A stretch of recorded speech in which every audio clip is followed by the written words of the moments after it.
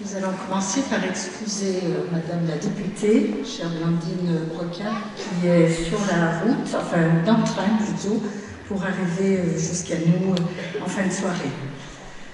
Monsieur le vice-président de la métropole de Lyon, cher Jérémy Camus, Madame la conseillère régionale, chère Karine Lucas, Mesdames et Messieurs les conseillers de la métropole, Monsieur le maire honoraire, cher Paul Lafly, Mesdames et Messieurs les maires du Val-de-Saône, Mesdames et Messieurs les élus municipaux, Mesdames et Messieurs les anciens élus, Monsieur le capitaine Tassin, commandant de la brigade de gendarmerie de Neuville, Monsieur le capitaine Bruno Perrier, Monsieur le lieutenant Pantano, représentant le lieutenant Blenay, commandant de la caserne du SMIS de Genève-Neuville, Monsieur l'inspecteur de l'éducation nationale, cher Thierry Gauzy, Mesdames les directrices d'école, Monsieur le directeur de l'Association des maires du Rhône, Mesdames et Messieurs les directeurs et chefs de service, Mesdames et Messieurs les présidents d'associations de Villoise, Mesdames et Messieurs les chefs d'entreprise, Mesdames et Messieurs, chers amis. Nous vous prions d'excuser l'absence de Monsieur le maire qui est souffrant et regrette de ne pouvoir être parmi nous ce soir. Il vous adresse ses meilleurs vœux pour l'année 2025. Je vous propose que nous lui adressions en retour nos vœux de meilleure santé et nos pensées les plus positives. Toute l'équipe municipale est heureuse de vous recevoir nombreux pour ce premier temps fort de l'année dans la vie municipale que constituent les vœux à la population. En l'absence d'Éric, notre maire, nous vous proposons une présentation à 3 voix avec Vincent à la mercerie, qui est 2e adjoint, Séverine Dejoux, 3e adjoint, et moi-même, Eva Arteta-Christin, 1re adjointe. Il y a tout juste un an, Monsieur le maire nous annonçait une activité municipale particulièrement soutenue. Cette annonce n'a pas été démentie. C'est peu dire que 2024 aura été une année marquante pour Neuville-sur-Saône. On peut même avancer que cette année écoulée aura marqué l'histoire de notre ville sur de nombreux aspects. En premier lieu, les grands projets portés par la municipalité sont entrés en phase concrète après de patientes années d'études et de mise au point. La première phase de réhabilitation de l'espace petite enfance a été terminée dans les délais prévus, permettant, dès la rentrée 2024, à l'équipe de la halte garderie du Petit Troubadour de s'emparer de son nouveau lieu de travail devenu multi-accueil. Cette réhabilitation de locaux anciens est magnifique et toutes les personnes à qui nous l'avons fait découvrir nous ont témoigné de leur admiration pour la qualité de cette réalisation patrimoniale. L'équipe est désormais au complet et l'établissement a sa pleine capacité d'accueil, qui est le double de la capacité de l'ancienne halte garderie. Le nouvel équipement a immédiatement trouvé son public et répond aux besoins des familles d'un accueil en journée continue pour la plupart d'entre eux.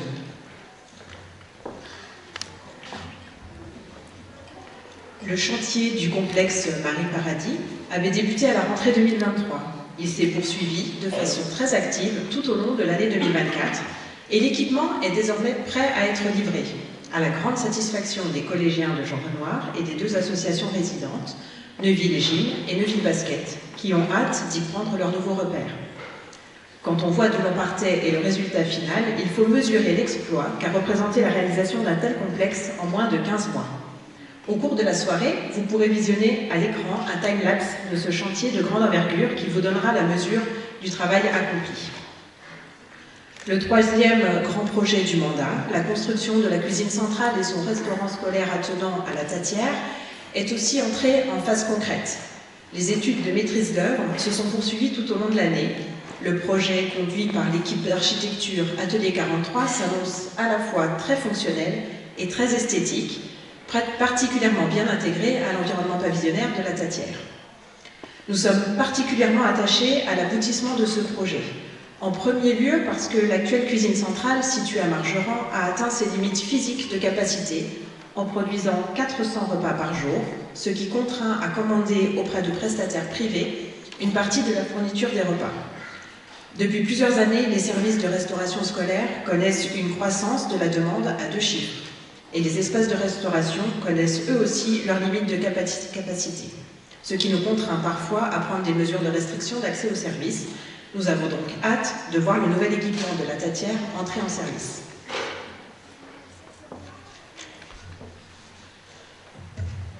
Outre ces grands projets, la ville a aussi consacré près d'1 million d'euros à l'entretien courant des biens municipaux et à des projets de moindre envergure, certes, et qui améliorent ou maintiennent en état le patrimoine. Je veux citer, entre autres réalisations, la rénovation du parking de la Franc-Lyonnaise, qui met fin de belle manière à un terrain vague de près de 15 ans dans la perspective du vieux château en cours de rénovation. Mais on peut aussi évoquer la création d'une aire de fitness pour les ados et les adultes en accès libre dans le parc d'Ombreval, le changement de chaudière de l'hôtel de ville, l'accélération de la modernisation de l'éclairage public, la rénovation de salles de classe, de nombreuses interventions sur les toitures, la poursuite de la modernisation du parc automobile par l'achat de véhicules électriques et l'amélioration de la sécurité de nos systèmes d'information. Toutes ces réalisations représentent un effort d'investissement particulièrement inédit. Témoin de cet engagement fort, la section d'investissement du budget 2024 était équivalente à celle du budget de fonctionnement, soit 12 millions d'euros. Tous ces travaux, tous ces chantiers, c'est de l'économie réelle, de l'activité pour les entreprises et leurs collaborateurs. Ce sont aussi des gains pour la consommation énergétique de la ville et bien évidemment une amélioration de nos services publics. Mais l'année 2024 aura aussi été marquée par de nombreux événements qui ont contribué très positivement à la notoriété et à l'image de notre ville. Neuville a bénéficié d'une couverture médiatique jamais vue jusqu'ici. On peut citer notamment l'inauguration du nouveau bâtiment Modulus de Sanofi par le président de la République en octobre, voir renaître ce site industriel emblématique de la ville avec un équipement de biotechnologie prometteur est une excellente nouvelle pour Neuville, alors qu'il y a seulement quelques années, on pouvait craindre l'abandon de ce site majeur par le groupe. On peut aussi citer la visite de Madame la Présidente de l'Assemblée nationale à l'invitation de notre député qui témoigne de l'intérêt d'une personnalité nationale pour la vie de notre ville.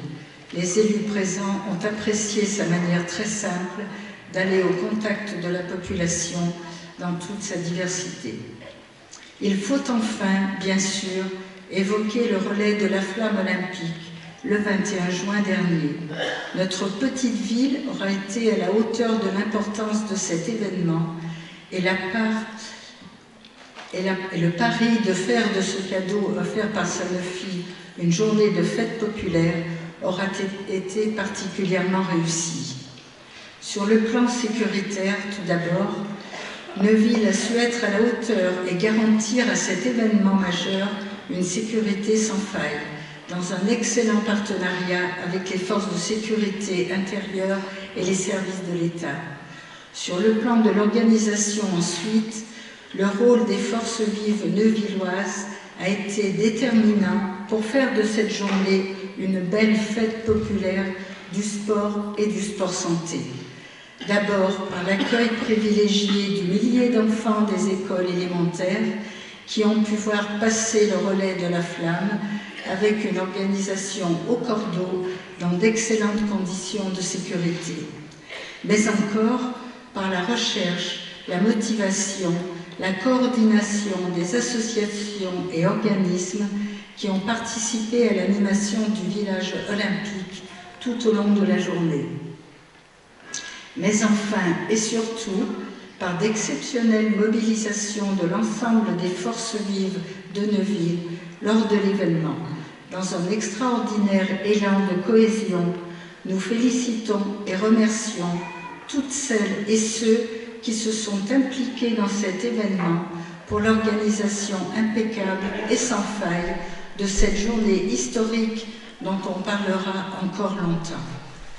À l'issue des discours, vous pourrez voir donc en avant-première une vidéo du relais de la flamme réalisée par nos services à partir des images collectées par l'organisation de Paris 2024 au plus près de l'événement.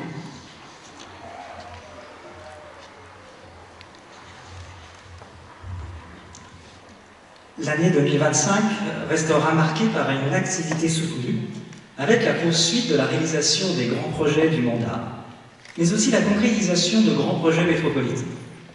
Côté ville, alors que le complexe sportif Marie Paradis entrera en service au plus tard fin janvier, la deuxième phase de l'espace Petite Enfance, dans l'aile est de l'immeuble de la rue Curie, sera livrée au printemps. Cela permettra aux services municipaux de la crèche familiale, du relais Petite Enfance, de la maison Fleur, de la ludothèque de disposer d'espaces entièrement remis à neuf, plus fonctionnels, mieux mutualisés. Le chantier de la restauration scolaire à la Tatière va démarrer dès le printemps, pour une mise en service espérée à la rentrée 2026. Rappelons que ce nouveau bâtiment, outre l'accueil de la cuisine centrale et du restaurant scolaire, va aussi héberger une toute nouvelle chaufferie bois qui alimentera aussi les deux bâtiments de Margeran et l'école de la Tatière par un réseau de chaleur 100% renouvelable. Côté métropole, c'est dans les prochains jours que débuteront les travaux visant à l'embellissement et la piétonisation de la rue Victor Hugo. Le projet est à la hauteur de la qualité patrimoniale du centre ancien et nous remercions la métropole de Lyon pour l'effort financier qu'elle a consenti dans le cadre de son plan piéton. Ce projet sera sans aucun doute une très belle réalisation qui, 40 ans après les premières sections, viendra achever le bouclage piétonnier du centre historique de Neuville. Le traitement des espaces publics va améliorer l'accessibilité de la rue, son attractivité et son agrément. Et c'est tout le centre entier qui va pouvoir respirer sans le trafic qui persiste à passer par cette rue et qui ne lui apporte aujourd'hui que des nuisances. Nous tenons à rappeler que ce projet ne supprimera aucune place de stationnement. Le projet sera livré aux Neuvillois avant l'été et nous ne doutons pas qu'il sera rapidement adopté par les usagers du centre ainsi que les commerçants de la rue. Plusieurs d'ailleurs commerçants nous ont déjà adressé leurs intentions de terrasse et nous nous en réjouissons. Puis, à partir de juin, ce sont les quais de Neuville qui vont amorcer leur transformation. Alors cela va peut-être en surprendre quelques-uns, mais les travaux vont commencer par la réhabilitation complète et le quasi-doublement de la capacité des parkings de Verdun et du Nymphée. Ils se poursuivront par la refonte des abords du centre Jean Villard et la création d'un nouveau parking à l'arrière du centre culturel. Ces espaces rénovés constitueront le nouvel emplacement du marché hebdomadaire, qui viendra s'y implanter au cours de l'hiver 2026. De ce fait, il n'y aura aucune rupture dans l'organisation du marché. Grâce à une collaboration très efficace et très positive avec les représentants des forains, d'ailleurs que je remercie ici, tous les marchands ont déjà pu identifier leur futur emplacement. Le nouveau marché sera ainsi mieux connecté à la ville, plus confortable, plus sûr et plus accessible. Et lorsqu'il aura déménagé, l'emplacement de l'actuel marché sud retrouvera sa vocation de parking les vendredis matins au bénéfice des chalands du marché. Les travaux comprendront également la renaturation du bas-port, des quais bas, le reprofilage de l'avenue Jean-Christophe avec la création d'un couloir-bus, puis la création d'un nouveau parc urbain sur l'emplacement de l'actuel marché nord. Alors oui, entre création et suppression, ce projet va au bilan supprimer une centaine de places de stationnement. Il en restera plus de 1500 à Neuville, qui suffisent largement aux usages réellement constatés, même le vendredi. Surtout, les places qui seront supprimées sont actuellement des emplacements qui ne sont ni réglementés ni gérés, et qui n'accueillent en réalité qu'une à deux voitures par jour. Or, on sait que lorsque le stationnement est réglementé, et ça sera le cas pour la quasi-totalité des parkings des quais à l'avenir, ce sont 6 à 10 voitures qui stationnent dans la même journée sur chaque place, au grand bénéfice de l'activité du centre-ville, et donc, au total, la capacité de stationnement à Neuville sera donc améliorée. Dernier projet métropolitain d'envergure, le projet de zone d'activité en Champagne fait actuellement l'objet d'une enquête publique afin d'obtenir enfin les autorisations nécessaires à son aménagement. Ce projet va combler le vide entre le parc Neuville Industrie et la ZEDI Vendeur, le long de la route de Trévoux. Il vise à répondre à une forte demande de terrain d'activité, en particulier par les entreprises locales qui peinent à trouver un lieu pour leur développement. On espère les premières implantations d'entreprises sur cet espace d'activité de 6 hectares à l'horizon 2027. Outre ces deux grands projets métropolitains, la ville va commencer à accueillir très prochainement les premiers travaux de préfiguration du bus à haut niveau de service, le BHMS, porté par la région Auvergne-Rhône-Alpes. Dans les prochaines semaines, les entreprises mandatées par la région vont commencer à supprimer les rails qui subsistent dans les passages à niveau de l'ancienne ligne de chemin de fer. La mise en service de ce nouveau mode de transport est attendue pour fin 2027. Neuville accueillera 2 stations du BHMS, une à la gare, l'ancienne gare, qui s'appellera Neuville Centre, et l'autre au sud de la ville, Neuville Sud, à proximité du collège Jean Renoir, de l'hôpital et de l'établissement de Notre-Dame de Bellegarde. Cette nouvelle offre va renforcer l'offre de mobilité alternative à la voiture individuelle et grandement faciliter l'accès à Neuville depuis les communes de la rive gauche.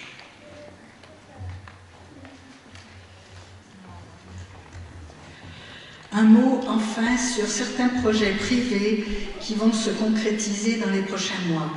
Chacun a pu constater que le rythme des constructions de logements s'est beaucoup ralenti à Neuville depuis 2020, après plusieurs années de frénésie constructive qui n'avaient pas toujours été bien vécues par la population.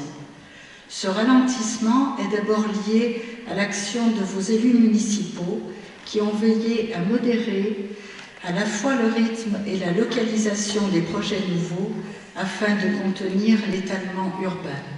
Cela ne s'est pas fait sans mal et cela a fini parfois devant les tribunaux. Mais la ville a jusqu'ici toujours obtenu gain de cause contre les promoteurs face aux juges. La crise immobilière a par ailleurs bien freiné le rythme des constructions nouvelles au point que la ville est désormais en dessous de ses objectifs annuels de production de logements. Pourtant, on le sait, la demande reste forte et la métropole n'arrive pas à loger tous ses actifs. Neuville doit donc prendre sa juste part dans la création de tous ces nouveaux logements. Des opérations de taille modeste ont déjà été autorisées, l'avenue du 11 novembre, la rue Relleras à l'angle de la rue Hélène et l'avenue Marie-Thérèse Pro. Par ailleurs, nous avons appris que plusieurs opérations prévues avenue Carnot entre l'emplacement du magasin Jiffy et le pont de chemin de fer devraient se concrétiser au cours des prochains mois. Il est important de rappeler que chaque tranche de nouveaux logements comprend une proportion de 30% de logements sociaux, dans un contexte où la ville compte une liste d'attente importante avec 11 demandes par logement HLM disponibles. L'émergence de ces projets est une bonne nouvelle. Avec tous ces projets, la ville se développe et se renouvelle sur elle-même, comme elle le fait depuis des siècles. Chaque changement, chaque évolution, chaque projet amène son lot de partisans, de nostalgiques, de réticents, d'opposants parfois. Mais tout cela témoigne d'une vivacité bien réelle quand tant d'autres petites villes font face au déclin et à la déprise. La population de Neuville continue à croître, 7807 habitants cette année, mais le rythme de sa croissance est modéré et soutenable. La structure de la population évolue. Le dernier recensement nous montre que seuls 40% des ménages neuvillois résident dans leur logement depuis au moins 10 ans. À l'inverse, 40% des ménages y résident depuis moins de 4 ans. La taille des ménages baisse, comme partout, celle des logements aussi. La proportion des retraités baisse légèrement, celle des actifs augmente, de même que la tranche des 30-44 ans. La part des diplômés augmente, ainsi que celle des cadres et des professions intellectuelles supérieures. Pour autant, le taux de pauvreté reste important et le niveau de revenu reste très inégal et inférieur à la moyenne du Val-de-Saône. Cela nous amène à évoquer les services rendus à la population. Notre ville offre un excellent niveau de service, parfois digne d'une ville de plus de 10 000 habitants, et c'est ce qui fonde son attractivité et son rayonnement sur un grand bassin de vie.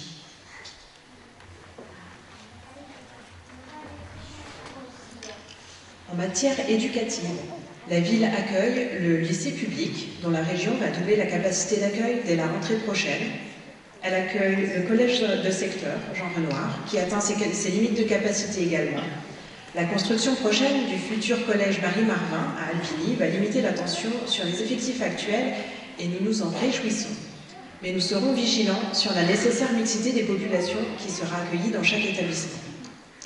Les 3 groupes scolaires primaires publics de Neuville accueillent, eux, près de 700 élèves, avec une croissance modérée qui aura tout de même conduit à l'ouverture de 2, voire 3 classes au cours du mandat. En revanche, la demande pour les services péri- et extrascolaires, le matin, le midi à la cantine, le soir, le mercredi, les vacances, est en très forte croissance, témoignant de besoins nouveaux de la population. La ville s'efforce de répondre à cette demande, même si cela augmente chaque année ses charges de personnel. Malgré la forte pression sur la demande, la ville a aussi décidé de s'inscrire dans le dispositif Cantine à 1 € en ces débuts d'année pour les familles les plus modestes. Pour les plus jeunes enfants, la demande d'accueil est également forte, ce qui a justifié le doublement de la capacité d'accueil de la crèche. Avec 120 naissances par an, la natalité reste élevée et dynamique à Neuville. Enfin, la ludothèque est un service municipal de plus en plus apprécié et fréquenté. Son installation prochaine dans les locaux rénovés en phase 2 de l'espace Petite Enfance va probablement encore accentuer son attractivité. En matière culturelle, la ville soutient fortement la MJC, qui rayonne très largement sur tout le Val-de-Saône. Elle gère une médiathèque forte de plus de 2800 emprunteurs et 40 000 entrées, gratuite et ouverte à tous, qui s'inscrit pleinement dans le réseau de lecture publique qui est en cours d'émergence dans le Val-de-Saône.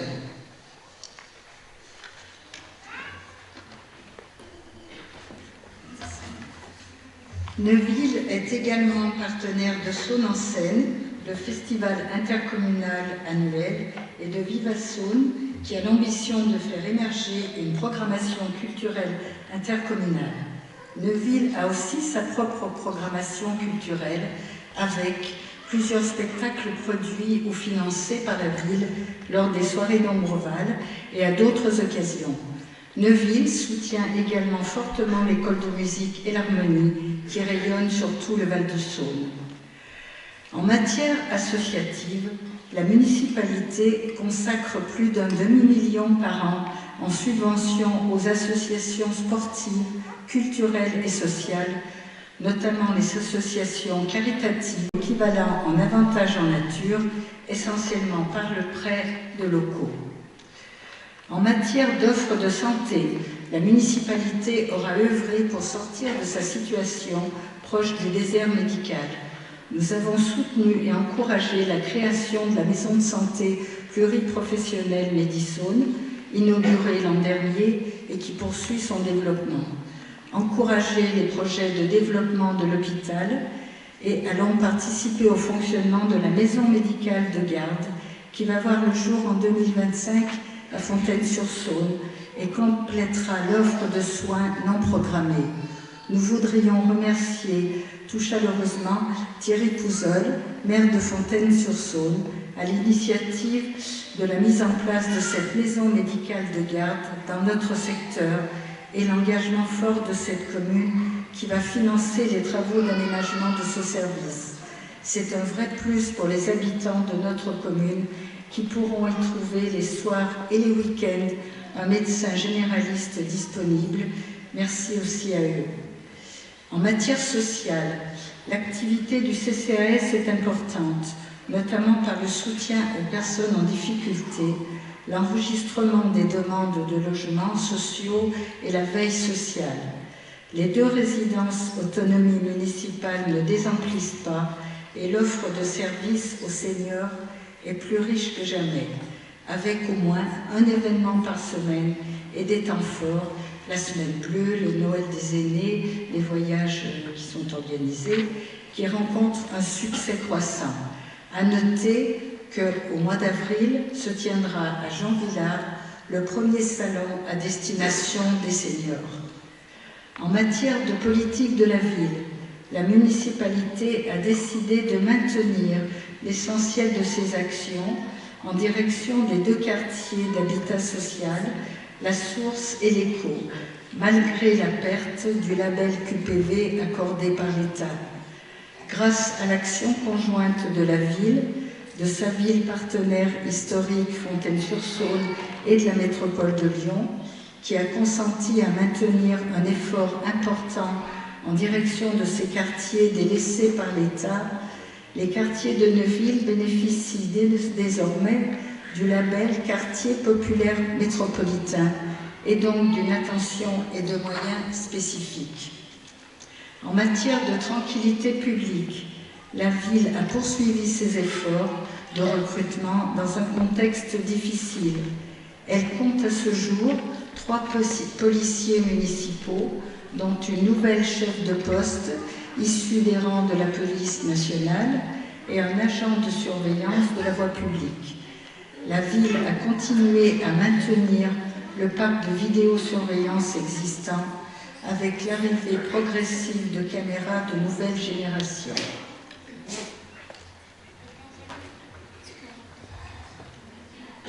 En matière économique, Neuville soutient avec force et conviction l'économie locale, et notamment son centre-ville, via une structure de management qui a fêté ses 20 ans l'an dernier, et dont les 2 salariés viennent de rejoindre les effectifs municipaux pour plus de cohérence et d'efficience, et au service du tissu économique et commercial local.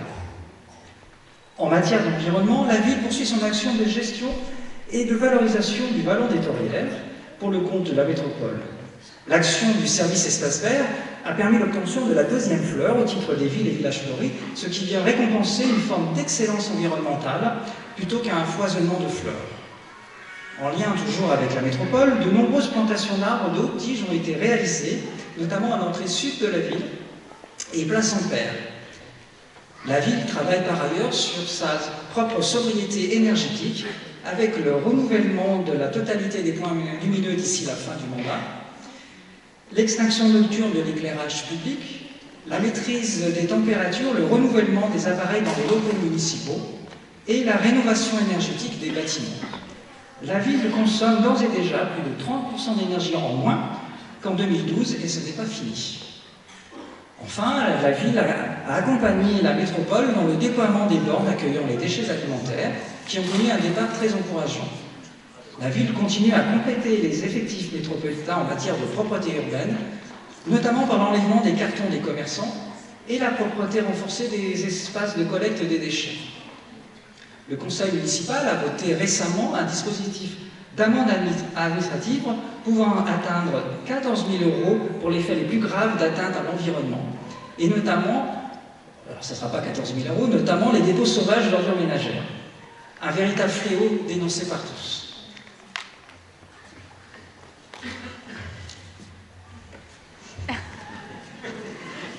Ces nombreux services ont un coût dans un contexte budgétaire plutôt morose et incertain.